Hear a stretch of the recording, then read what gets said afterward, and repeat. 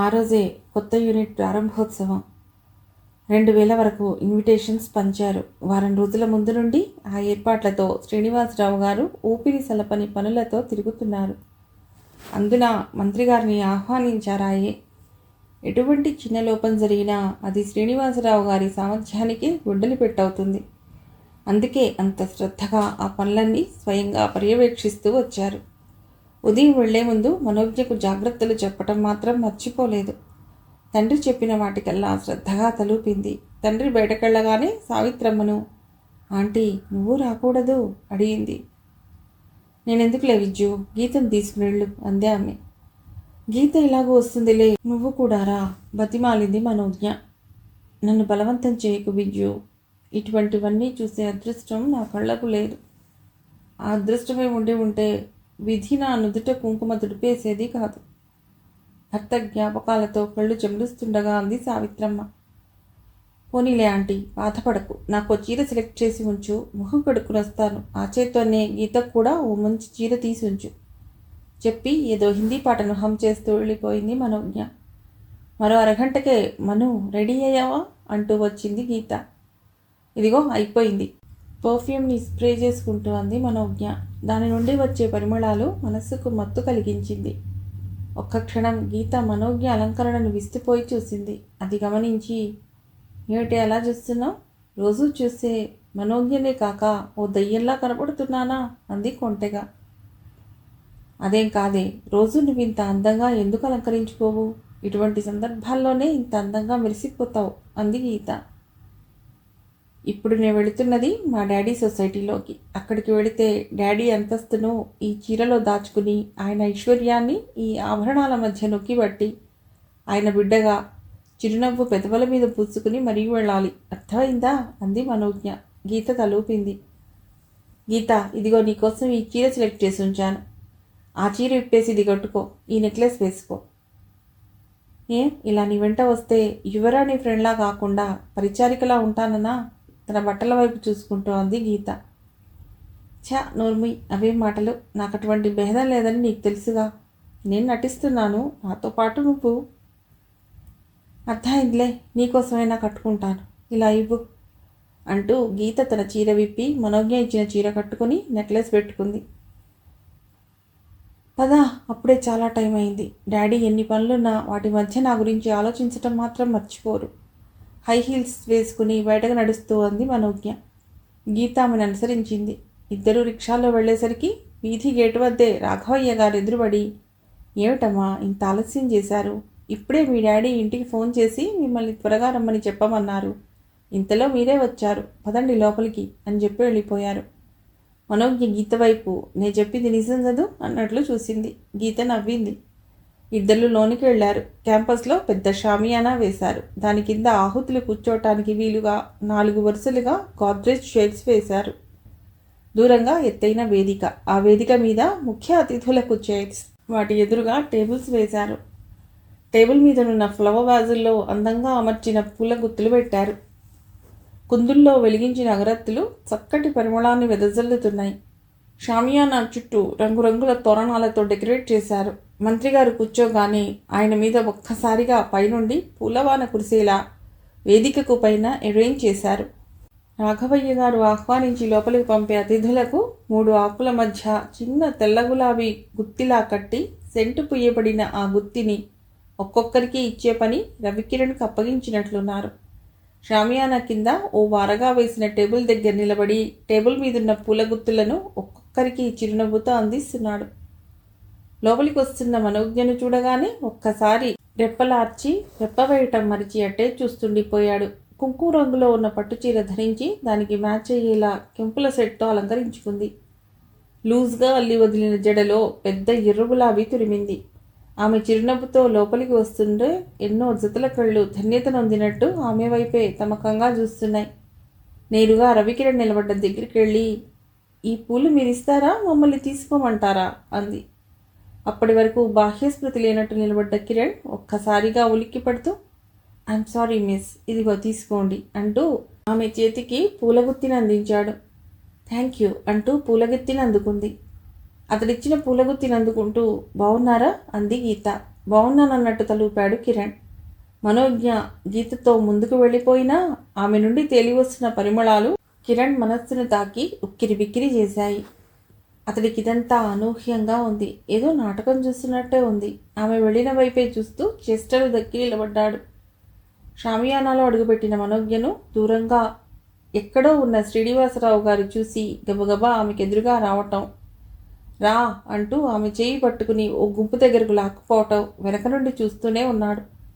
ఆయన వాళ్ళందరికీ ఆమెను పరిచయం చేశారు. ఆమె చిరునవ్వుతో 2 చేతులు జోడించి నమస్కరించింది. ఆ చిరునవ్వు సమ్మోహనాస్త్రంలా ఉంది. ఆమెవరు?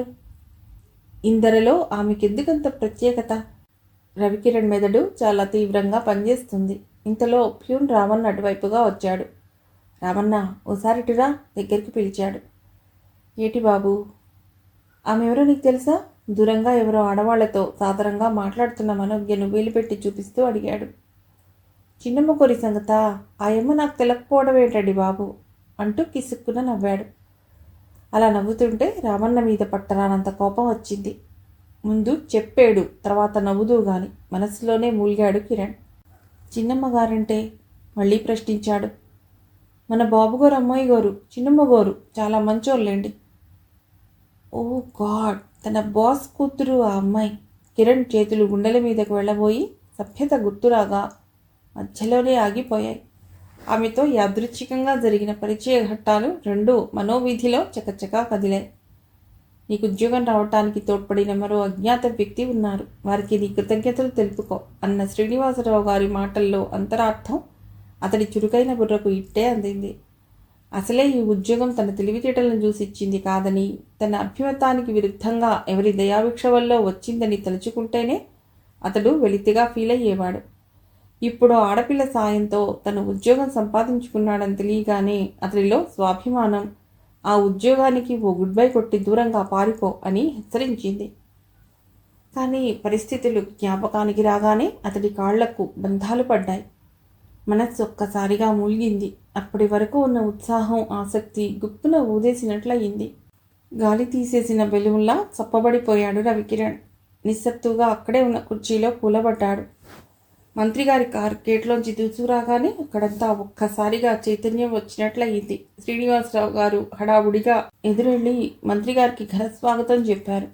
మంత్రిగారు వేదిక మీదకు రాగానే పైన అమర్చిన రంగు కాగితాలున్న అట్టపెట్టెలో నుండి ఒక్కసారిగా మంత్రిగారి మీద పూల జల్లు కురిసింది.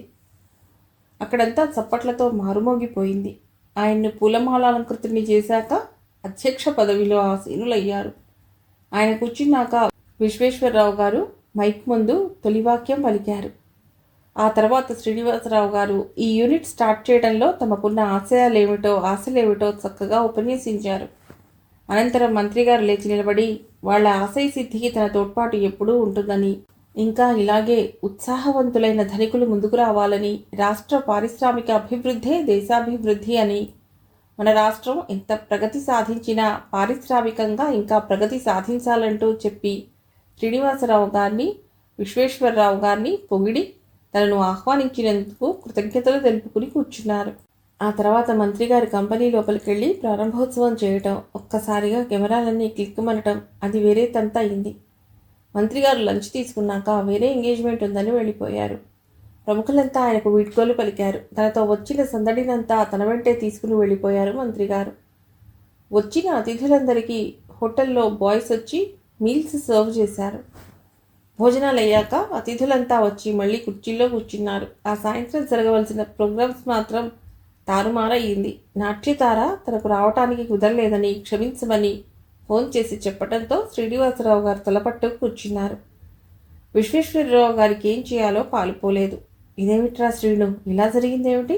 చెమటలు తుడుచుకుంటూ అన్నారు. నేను చెప్పింది విన్నావా? అనుభవించు. ఇటువంటి వ్యవహారాల్లో హెడేక్ అన్న సంగతి తెలుసుగా. ఒక్కరూ పట్టించుకోలేదు. కోపాన్ని దిగమింగుతూ అన్నారు శ్రీనివాసరావు గారు. ఒకరినొకరు నిందించుకునేందుకు ఇది సమయముట్రా. రాత్రికి తీరిగ్గా తిడుతూ గాని ప్రస్తుతం ఈ అవమానం నుండి తప్పించే ఉపాయం చూడు అన్నాడు. ఏమో, నాకంత అయోమయంగా ఉంది. బుర్రంతా ఆలోచించే ఓపిక కూడా లేనంత శూన్యంగా ఉంది. ఇప్పుడిప్పుడేం చేయగలం? ఇన్విటేషన్స్లో కూడా ఘనంగా నాట్యతార ప్రోగ్రాం ఉందని వ్రాయించి ఇప్పుడు ఇలా అభాసు పాలవటం మన పరువు ప్రతిష్టలకెంత అవమానం. శ్రీనివాసరావు గారు నిస్పృహగా అన్నారు. ఆ ఇద్దరూ మాటలు వింటున్న గీత, అంకుల్ నేను సలహా ఇవ్వనా అంది సాహసించి. ఆ ఒక్క మాటకే పోతున్న ఊపిరి నిలబడినట్లయింది వారికి. ఏమిటో చెప్పమ్మా ఆశగా అడిగారు. మీరు ప్రెస్టీజ్ క్వశ్చన్ అనుకోకుండా ఉంటే చెప్తాను. ముందు చెప్పమ్మా, ఆ తర్వాత ఆలోచిద్దాం శ్రీనివాసరావు గారు అన్నారు. ముందుగా ప్రోగ్రాం అనివార్య కారణాల వల్ల క్యాన్సిల్ అయిందని, అందుకు బాధ్యత ఆ నాట్యతారదేనని అనౌన్స్ చేయండి. ఆ ప్రోగ్రాంకు బదులు కుమారి మనోజ్ఞ వీణానాదం ఉంటుందని చెబుతూ ప్రోగ్రాం ఇలా తారుమారైనందుకు క్షమాపణలు చెప్పుకోవచ్చు అంది గీత. గుడ్ ఐడియా, నువ్వేమంటావురా శ్రీను? కాదనకు విశ్వేశ్వరరావు అన్నాడు. కాదని ఎందుకంటాను? అటువంటి సలహా ఇచ్చినందుకు గీతకు థ్యాంక్స్ చెప్పుకోవాలి. ఏదోలా పరుగు దక్కించుకోవటమే ప్రస్తుతం మనం చేయవలసిన పని శ్రీనివాసరావు గారు అన్నారు. అరగంటలోనే ఆ ఏర్పాట్లన్నీ పూర్తి చేశారు. గీత చెప్పినట్టే ప్రోగ్రాం తారుమారైనందుకు కారణం వివరించి క్షమాపణలు చెప్పుకుని నాట్యానికి బదులుగా కుమారి మనోజ్ఞ వీణాగానం వినిపిస్తాం అంటూ అనౌన్స్ చేశారు. మనోజ్ఞ అంటే ఎవరో తెలియని వారు కుతూహలంగా మూసిన తెరవైపే చూస్తున్నారు. రవికిరణ్ కూడా జిజ్ఞాసతో అటే చూస్తున్నాడు. తెర తొలగ్గానే అందమైన తివాసీ మీద వీణ ముందు కూర్చున్న మనోజ్ఞ నాదస్వరూపిణి అయిన ఆ వీణాధరిలాగానే తోపింపజేసింది. ఒక్కసారి రవికిరణ్ హృదయంలో స్పందనలు మొదలయ్యాయి. మనోజ్ఞ, ఇంత చక్కని పేరు, ఆ సుందర లావణ్యానికి తగ్గ పేరు అనుకున్నాడు. ఆమె సన్నని కుసుమాకర అంగుళులు వీణ తీగలపై నర్తించాయి.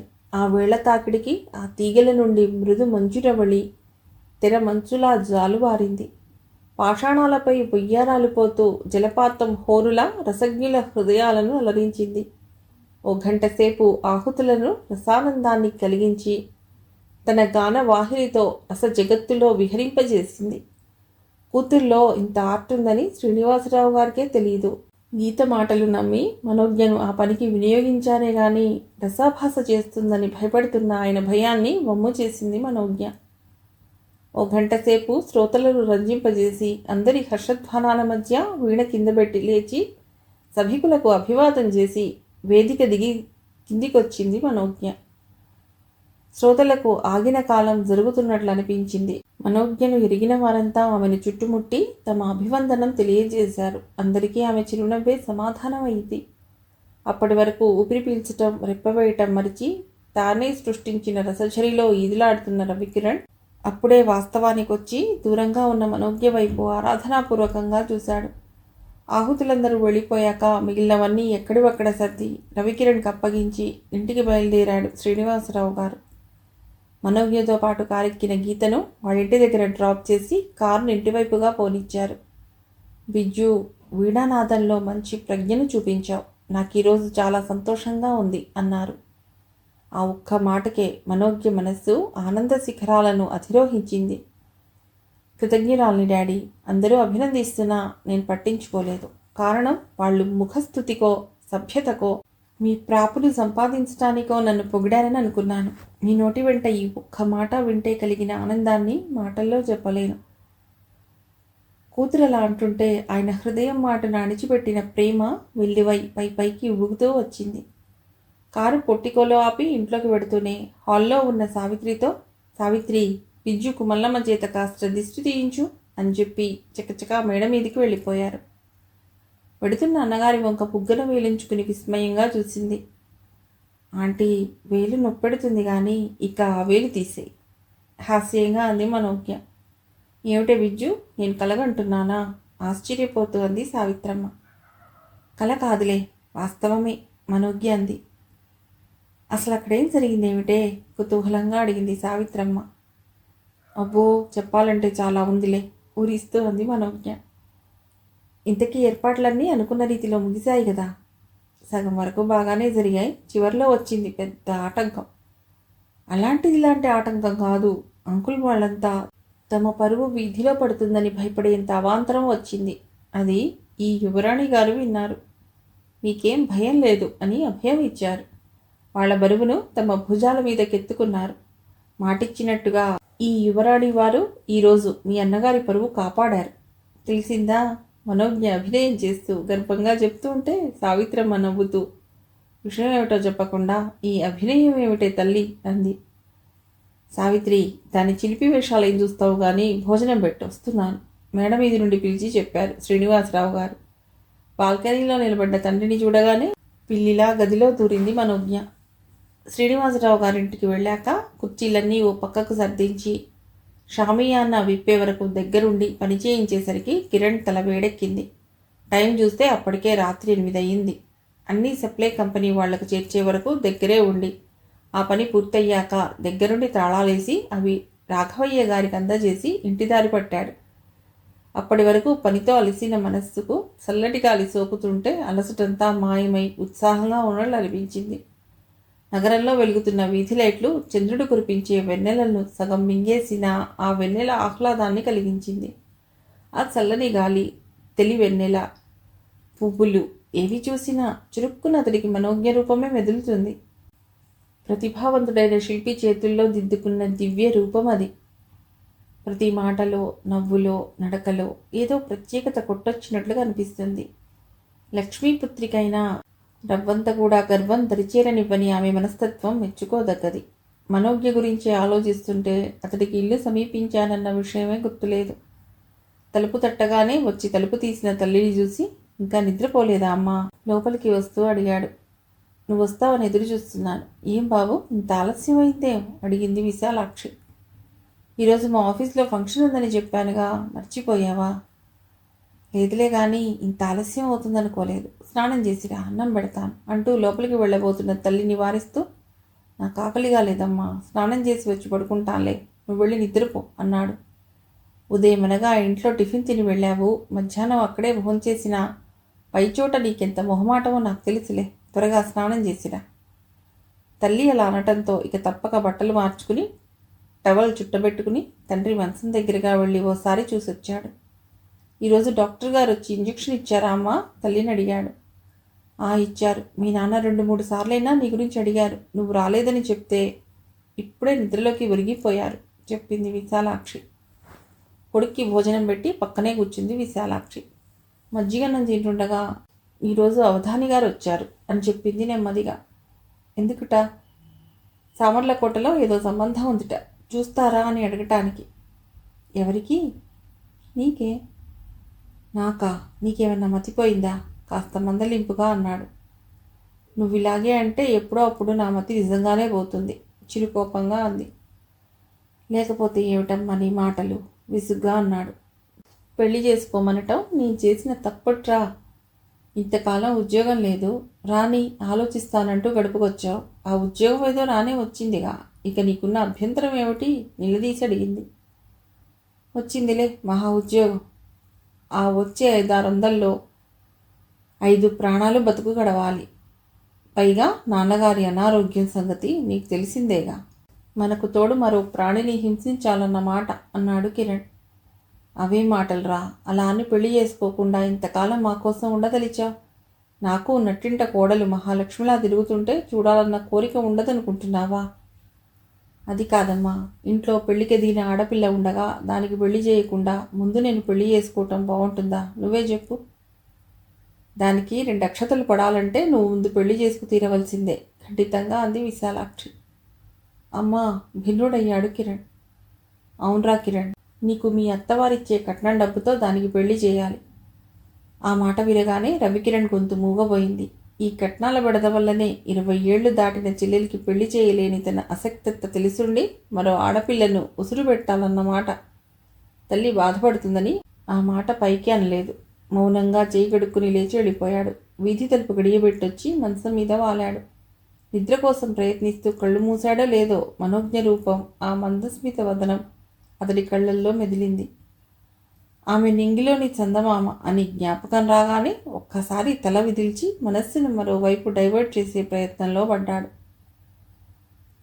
మనోజ్ఞకు ఫైనల్ ఇయర్ పరీక్షలు ప్రారంభమయ్యాయి. ఆఖరి పరీక్ష రాసి తేలికపడ్డ మనస్సుతో ఉత్సాహంగా ఇంటికి వచ్చింది.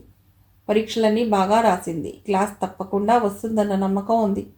ఆ రోజు షికారుకు వెళ్ళి రాత్రి ఇంటికొచ్చిన రవికిరణ్కు అన్నం పెడుతూ, అబ్బాయి చెప్పటం మర్చిపోయాను, ఈరోజు సీత మన ఇంటికి వచ్చిందిరా సంబరంగా చెప్పింది విశాలాక్షి. ఏ సీత? రవికిరణ్కి అర్థం కాక అయోమయంగా చూశాడు. ఇంకే సీత, మొన్న 2 సార్లు కలిసినట్లు నువ్వే మాతో చెప్పావుగా, ఆ అమ్మాయి. తల్లి అలా అనగానే ఆ సీత ఎవరో అర్థమై ఎరుపుతో కూడిన ఉద్విగ్నత ముఖమంతా పాకింది. ఇంకేం మాట్లాడకుండా అన్నంలో కూర కలుపుకోసాగాడు. నిజంగా సీత చాలా వినయ విధేయతలున్న పిల్లరా. వస్తూనే మీ నాన్నగారిని పులకరించింది. బత్తాయిలు యాపిల్స్ పట్టుకొచ్చింది. ఇవన్నీ ఎందుకు తెచ్చావని నేను వారిస్తుంటే పెద్దలను చూడటానికి వట్టి చేతులతో రాకూడదంటారు, తీసుకోండి అంటూ బలవంత పెట్టింది. ఎందుకో ఆ అమ్మాయి మాటలు వింటుంటే ఆ అభిమానం చూసి కాదనలేకపోయాను. 1 గంట సేపు కూర్చుందిలే. సాయంత్రం మీ నాన్నగారి కోసం ఇడ్లీలుంటే అవే 2 పెట్టి కాఫీ ఇచ్చాను. ఆ పిల్లని చూస్తే ముద్దొచ్చిందనుకో. ఏ ఇంటి కోడలవుతుందో గాని చిదిమి దీపం పెట్టుకోవచ్చు. ఏ కరువు పెట్టింది. ఇంకే మీ అబ్బాయికి సంబంధాలు వెతకక్కర్లేకుండా నీ కోడలిగా చేసుకో, పక్కనే కూర్చున్న సరోజ పుల్ల విరుపుగా అంది. ఆ అమ్మాయి ఇష్టపడాలే కానీ మా రాజులా నా కోడల్ని చేసుకుంటాను, విశాలాక్షి కూతురుతో అంది. అప్పుడు సరిపోతుంది. ఆ దరిద్రానికి మన దరిద్రం తోడన్న మాట. గంతకు తగ్గ బొంత. సరోజని హేళనగా అంటుంటే భరించలేకపోయాడు రవికిరణ్. సరోజ, నీ నోటికి ఎంత తోస్తే అంత వాగడమేనా? కళ్ళెర్ర చేశాడు. నేనేమన్నానని? పాపం నీకు మనసులో అదే ఉద్దేశం ఉన్నట్లుంది, అందుకే భుజాలు తడుపుకుంటున్నావు. నోర్మొయ్, గద్దించాడు. పోనీలేరా కిరణ్, అదో మూర్ఖురాలు. ఆ మూర్ఖత్వం ఈ 60 ఏళ్లుగా చూస్తున్నది. ఇంకెంత, పెళ్లి చేసి అత్తవారింటికి పంపే వరకు దాన్ని భరించవలసిందే, విశాలాక్షి అంది.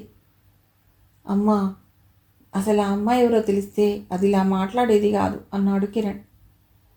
ఎవరేమిటి, దేవలోకం నుండి ఊడిపడ్డ దేవకన్య? అసహనంగా అంది సరోజ. అంతకంటే ఎక్కువ. ఆ అమ్మాయి లక్షాధికారి శ్రీనివాసరావు గారమ్మాయి, చెప్పేశాడు కిరణ్. శ్రీనివాసరావు గారంటే నీకు ఉద్యోగం ఇచ్చారు ఆయనేగా, విశాలాక్షి అంది. అవునమ్మా, ఇంకా చెప్పాలంటే ఆమె సెలవు వల్లే ఈ అన్నమైనా తింటున్నా. విశాలాక్షి తెల్లబోయింది. కిరణ్, నువ్వు చెప్పింది నిజమేనిట్రా? చాలాసేపటికి అంది. నిజమేనమ్మా, నాకు మొన్నటి వరకు తెలియదు. ఆ రోజు ఫంక్షన్లోనే తెలిసింది. ఆ అమ్మాయి పేరు సీత కాదు, మనోజ్ఞ, చెప్పాడు. ఏమోరా, నాకంతా వింతగా ఉంది. అంత లక్షాధికారుల బిడ్డ మనిల్లు వెతుక్కుంటూ రావటం ఏమిటి? నాకు విషయం తెలీదుగా, అందుకే చనువుగా మాట్లాడేశాను. ఏమనుకుంటుందో ఏమో, విశాలాక్షి దిగులుగా అంది. పర్వాలేదమ్మా, ఆ అమ్మాయి ఎటువంటివి పట్టించుకోదులే, కిరణ్ అన్నాడు. ఈసారి ఎప్పుడైనా వచ్చినా గౌరవంగా చూడాలి, విశాలాక్షి స్వాగతంగా అనుకుంది. అన్నగారు చెప్పింది విని సరోజ మనస్సులో ఆశ్చర్యపడ్డా పైకి తల్లిలా వ్యక్తం కాలేదు. సాదా చీరలో మెళ్ళో వంటిపేట చేయింతో సింపుల్గా ఉన్న మనోజ్ఞను జ్ఞాపకం చేసుకుంటూ ఉన్నవాళ్లకిదో జబ్బు కాబోలు హాయిగా పట్టుచీర కట్టుకుని దర్జాగా కారులో తిరగవలసింది పోయి మనోజ్ఞకి ఇదేం రోగం? మూలుక్కుంది సరోజ. ఆఫీస్ ముందు రిక్షా ఆపించి కిరాయి చెల్లించి తండ్రి రూమ్ వైపు వెళ్ళబోతుంటే, డాడీ లేరమ్మా, మేనేజర్ గారు చెప్పారు. ఎక్కడికి వెళ్ళారు? అడిగింది మనోజ్ఞ. ఇంతకుముందే విశ్వేశ్వరరావు గారు వస్తే ఇద్దరూ కలిసి వెళ్ళారు. ఓ అరగంటలో వస్తారు. సరే అంటూ మళ్ళీ వెనక్కొచ్చి హాల్లో ఓ మూలగా టేబుల్ ముందు కూర్చుని సీరియస్గా ఫైల్స్ చూసుకుంటున్న రవికిరణ్ సీటు వైపు వెళ్ళింది. హలో, బాగున్నారా? తనే ముందుగా పలకరించింది.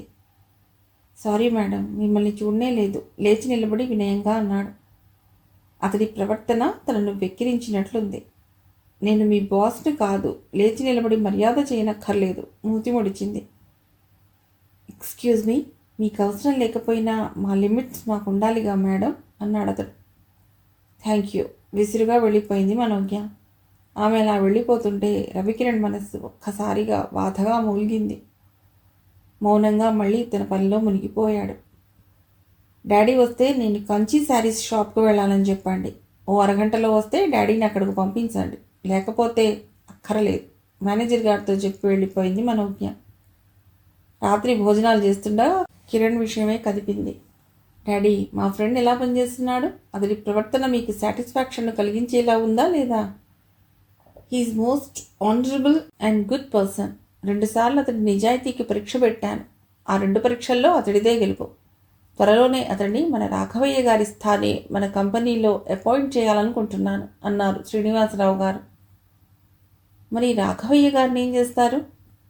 కొత్త యూనిట్కు రాఘవయ్య గారి అవసరం ఎంతైనా ఉంది. ఆయన అక్కడికి పంపితే మన పని కుంటుపడుతుంది. అందుకే రవికిరణ్కు బాగా తర్ఫీదు నిమ్మని మేనేజర్ గారితో చెప్పాను. మీ దృష్టిలో గుడ్విల్ సంపాదించుకున్నాడంటే అతగాడు చెప్పుకోదగ్గవాడన్నమాట అంది మనోజ్ఞ. ఆమెకేం సమాధానం చెప్పలేదు ఆయన. మనోజ్ఞ కూడా అంతటితో ఊరుకుంది. పిజ్జు, ఈ నెలాఖరుకు మీ రిజల్ట్స్ వస్తాయనుకుంటాను. చెప్పు, నీ ప్రోగ్రాం ఏమిటి అడిగాడు. ఇదివరలో చెప్పానుగా డాడీ, ఎంఏకి పెడతాను. సారీ బిజ్జు, నేను ఎంఏకి పంపడం నాకు ఇష్టం లేదు. ఎందుకని? 2 ఏళ్ల కాలం ఎక్కడో దూరంగా నిన్ను ఒంటరిగా ఉంచి చదివించడం నాకు ఇష్టం లేదు. నిన్ను చూడకుండా ఆంటీ నేను ఉండలేం. కావాలంటే ట్యూషన్ చెప్పించుకుంటూ ప్రైవేట్ ఎంఏకి వెళ్ళు, నాకు అభ్యంతరం లేదు. మనోజ్ఞ మరేం మాట్లాడలేదు. బిజ్జు, నీ కోరికను తుంచుతున్నందుకు ఈ తండ్రిని కసాయివాడిగా భావించకు. నా బలహీనత చెప్పాను, ఆపై నీ ఇష్టం. మిమ్మల్ని బాధపెట్టి నేను పావుకునేది మాత్రం ఏముంది డాడీ, అలాగే ప్రైవేట్గా కడతానులేండి. మనోజ్ఞ ఇష్టంగానే అంది. మంచిది బిజ్జు. అన్నట్టు రేపు నీ బర్త్డే అనుకుంటాను, పార్టీ ఉందా? అటువంటి ఆడంబరాలు నాకు నచ్చవని మీకు తెలుసుగా. నా ముఖ్య అతిథి గీత ఒక్కతే. ఈసారి పిలవాలన్నా గీత కూడా ఊళ్ళో లేదు. వాళ్ళ తాతగారి ఊరు వెళ్ళిందిట. మీకు అభ్యంతరం లేకపోతే రేపు సాయంత్రం రవికిరణ్ గారిని మన ఇంటికి పంపండి అంది మనోజ్ఞ. అలాగే పంపిస్తాలే. శ్రీనివాసరావు గారు భోజనం ముగించి బయటికి వెళ్ళిపోయారు. మర్నాడు సాయంత్రం 4 దాటాక రవికిరణ్ శ్రీనివాసరావు గారింటికి వచ్చాడు. అతడు వచ్చేసరికి మనోజ్ఞ హాల్లో ఓ పక్కగా కట్టిన ఉయ్యాల బల్ల మీద కూర్చుని ఏదో మ్యాగజైన్ తిరిగేస్తోంది. అతడు హాల్లోకి రావటం గమనించనే లేదు. ఓ 2 నిమిషాలు చూసి, మేడం పిలిచారట అన్నాడు.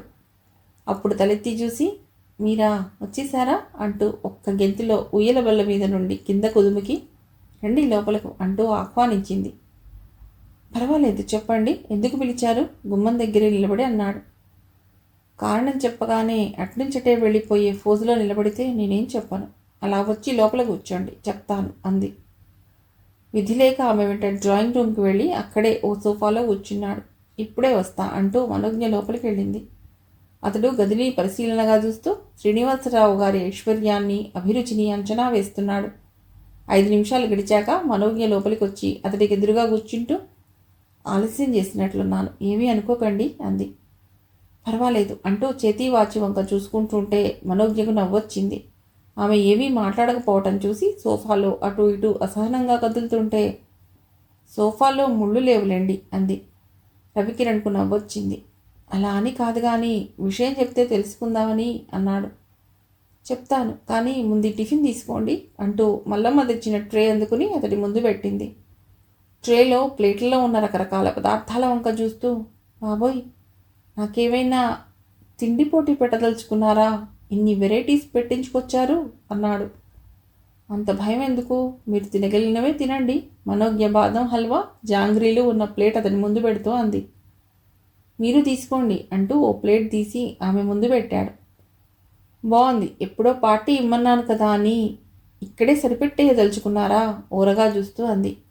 ఆ మాటతో అతడి ముఖం ఉదాసీనంగా మారింది. అరే, అప్పుడే అలా పెట్టేశారే ముఖం? నిజం చెప్పండి, నేను శ్రీనివాసరావు గారి అమ్మాయిని తెలిసినప్పటి నుండి మీ చుట్టూ గిరిగీసుకోవాలని ప్రయత్నిస్తున్నారు కదూ. నాతో మాట్లాడితేనే పాపం అన్నట్టు దూరంగా తప్పుకుంటున్నారు, అవునా? నిష్ఠురంగా అంది. అదేం లేదు, కానీ మీరు అసలు విషయం దాచిపెట్టి నాతో అన్ని అబద్ధాలు ఎలా చెప్పగలిగారు? అవన్నీ జ్ఞాపకం చేసుకుంటే మీ మీద భలే కోపం వస్తుంది అన్నాడు పెదాలు బిగిస్తూ. అతడి మొహం చూసి మల్లె మొగ్గలు జాలువారుతున్నట్లు, నక్షత్ర మేఘల తెగి జారిపడుతున్నట్టు కలకలా నవ్వింది. ఆ మందస్మితంలో వినిపించిన కోకిల కూజిత రవళులు మనస్సుకు మత్తు ముసుగు వేయగా చటుక్కున తన చూపులు తిప్పుకున్నాడు. అయితే ఆ కోపంలోనే నన్నమాట నన్ను ఇలా సాధించడం మొదలెట్టారు. చూడండి, ముందే నేను అసలు విషయం చెప్పేస్తే నాతో మనస్సు విప్పి అంతలా మాట్లాడగలిగేవారా? అయినా మీ ఊహలు అబద్ధమని ఖండించలేదు కానీ నా నోటితో నాకుగా నేనేం కల్పించి చెప్పలేదుగా అంది. నిజమేనన్నట్టు తలూపాడు. మరింకేం, నా మీదెందుకు మీకు అనవసర కోపం అంది. కిరణ్ మాట్లాడలేదు. ప్లేట్లో బాదం హల్వా స్పూన్తో తీసి తినసాగాడు. ఎలా ఉంది మీ ఉద్యోగం? మనోజ్ఞ అడిగింది. అతిశయం చెప్పటం నా అలవాటుకు విరుద్ధం. నిజం చెప్పాలంటే మీ నాన్నగారు లాంటి విశిష్ట వ్యక్తిత్వం గలవారి నీడన నాలాంటి వారి జీవితం ఒడిదుడుకులు లేకుండా సాఫీగా సాగిపోతుంది. ఆయన అడ్మినిస్ట్రేషన్ చూస్తే నేను ముగ్ధున్నవుతుంటాను చెప్పాడు కిరణ్. అయితే డాడీ మంచితనం గురించి భజన చేసే వారి లిస్టులో మీరు చేరారన్నమాట. మంచిని మంచిగా చెప్పటం అంటే భజన చేయటం అని మీరు చెప్తుంటేనే తెలిసింది, ఆశ్చర్యాన్ని నటిస్తూ అన్నాడు కిరణ్. తెలివికి సంతోషించాం కానీ ఆ పకోడీ తినండి అంటూ అతడి ముందు ప్లేట్ సరిపింది. సారీ, ఇప్పుడే కాదు, పూర్వజన్మలో కూడా నాకు ఆ బకాసురుడికి వేలు విడిచిన మేనత్త పినమామ వదినగారి మేనల్లుడి మనవడిగా బీరకాయ తీగలాంటి బంధుత్వం తప్ప దగ్గరి చుట్టరికం ఉన్న గుర్తులేదు. అందుకే నన్ను బలవంత పెట్టక రక్షించండి అన్నాడు. అతడి మాటలకు మనోజ్ఞ తీయగా నవ్వింది. భలే మాట్లాడతారే అంటూ లేచి లోపలికెళ్ళి కూల్ డ్రింక్ బాటిల్ తీసుకొచ్చి అతడి ముందు పెట్టింది. ఇంతకీ ఈ విషయం నేను అడగనూ లేదు, మీరు చెప్పనూ లేదు. పిలిచి మరీ ఇవన్నీ నా కడుపులోకి ఎక్కించారంటే విశేషం ఏమైనా ఉందంటారా? ఆమె వైపు కుతూహలంగా చూస్తూ అన్నాడు కిరణ్. విశేషమే, చెప్పుకోండి. నుదుటి మీద పడ్డ ముంగుర్లు వెనక్కి తోసుకుంటూ అంది. ఆమెను ఒక్క క్షణం ఆపాదమస్తకం పరికించి చూశాడు. వైలెట్ కలర్ పాలిస్టర్ చీరలో ముత్యాల నగలతో అలంకరించుకున్న ఆమె రూపం మోహనంగా కనిపించింది. అర్థమైంది, ఈరోజు మీ బర్త్డే కదూ? కనిపెట్టేశారే, నవ్వింది.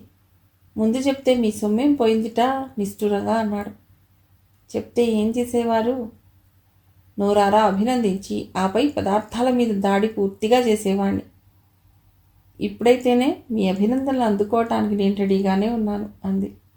రవికిరణ్ ఆమెకు తన శుభాకాంక్షలు తెలిపి కూల్ డ్రింక్ తాగి బాటిల్ టేబుల్ మీద పెట్టాడు.